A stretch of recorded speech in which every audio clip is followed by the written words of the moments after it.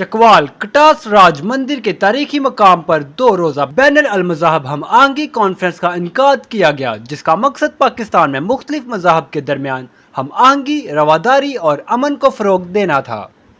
Conference کا اہتمام غیر سرکاری تنظیم سالٹ نے کیا تھا، جس میں مختلف مذاہب سے تعلق رکھنے والے 130 سے زائد مندوبین نے شرکت کی، جن میں ہندو، سکھ، مسیحی اور دیگر اقلیتی برادریوں کے رہنما شامل تھے۔ کانفرنس میں وفاقی وزیر مذہبی امور سردار محمد یوسف، وفاقی وزیر مملکت برائے کھیل داس کوہستانی، وفاقی سیکرٹری مذہبی امور ڈاکٹر عطاء الرحمان اور صوبائی وزیر برائے اقلیتی امور اور انسانی حقوق رمیش سنگھ اروڑہ نے خصوصی طور پر شرکت کی۔ کانفرنس سے خطاب کرتے ہوئے صوبائی وزیر رمیش سنگھ اروڑہ نے کہا کہ بین المذاہب ہم آہنگی پاکستان کے امن، ترقی اور استحکام کی بنیاد ہے۔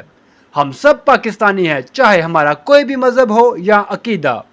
انہوں نے کہا کہ ہماری حکومت نے اقلیتوں کو قومی دھارے میں شامل کرنے کے لیے تعلیمی وظائف، ترقیاتی منصوبے اور اقلیتی مشاورتی کونسل جیسے ادارے بنائے ہیں۔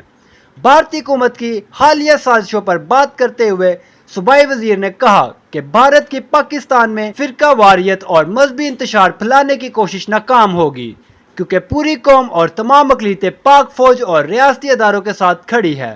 ہم امن چاہتے ہیں، لیکن ہم اپنی سرزمین کے دفاع سے کبھی غفلت نہیں برتیں گے۔ انہوں نے زور دے کر کہا کہ اس دن کٹاس راج جیسے مقدس مقام پر ہونے والا اجتماع اس بات کا ثبوت ہے کہ پاکستان میں تمام مذاہب کو برابری اور احترام دیا جاتا ہے۔ معلومات کا قابل اعتماد ذریعہ CRC، جڑے رہیں CRC کے ساتھ۔